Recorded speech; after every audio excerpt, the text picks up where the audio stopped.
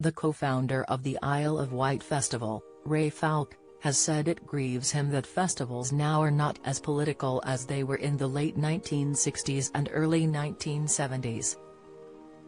Falk, who set up the music event alongside his brothers Ron and Bill, is having the workspace he used as curator recreated for an exhibition celebrating 25 editions of the festival. He told the PA news agency, "The festival, with the likes of Bob Dylan and Jimi Hendrix and Joni Mitchell and people, it was a pilgrimage for the counterculture, and the songs and the artists were singing about trying to make a better world. It was very political in that sense. Nowadays, it's not that, it's entertainment rather than a pilgrimage for people thinking about how to make a better world." The music event first took place in 1968, with festivals in 1969 and 1970 before it was stopped, returning in 2002 for the late Queen Elizabeth II's Golden Jubilee, and each year since, apart from in 2020 during the coronavirus pandemic. "Festivals are beautifully organized now," Falk said.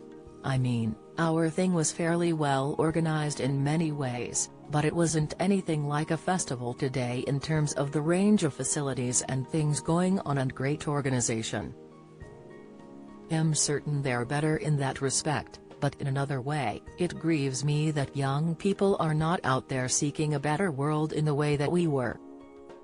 You've only got to look at the great anthem of Bob Dylan's in the 60s, the times they are a-changin'. It was the feeling at the time that things were going to change and that young people were not going to put up with what was going on.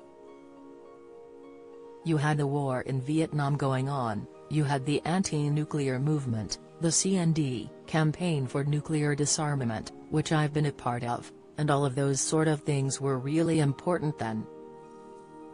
Nowadays it's about entertainment and it's good entertainment, and people have a great time. I now go to the Isle of Wight Festival myself, and I can see that people have a lovely time. There's nothing wrong with that, that's fantastic, but it grieves me politically that we're not doing much to make the world a better place." Falk famously managed to book like a Rolling Stone singer Dylan for the second festival in 1969.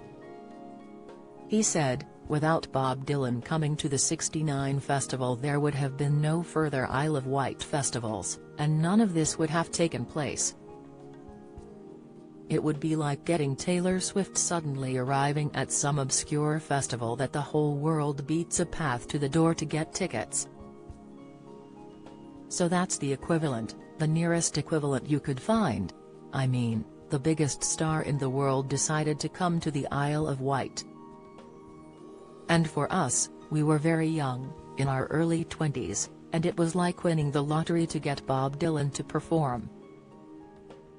And what happened then, the following year, was that every artist in the world wanted to play the Isle of Wight, and the list of artists at the time was incredible. It was a better bill than what Woodstock had the year before, and it just became so massive." He said booking Dylan was very much a long shot, but they managed to persuade him and his management partly by offering Dylan and his family a holiday in the Isle of Wight, with a chauffeur-driven limousine. The festival was revived in the noughties by John Giddings, who said it has come on a million miles since 1970. The Experience 25 exhibition incorporates the three Isle of Wight festivals that were organized by Falk and his brothers, the 1971 being known as the last great event, which included performances from The Doors, The Who, and Leonard Cohen.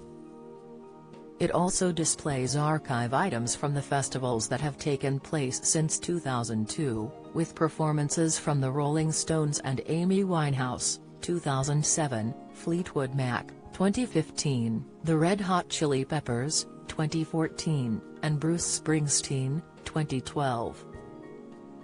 The exhibition will run at the O2's Innovation Centre in London from September 19 to November 13.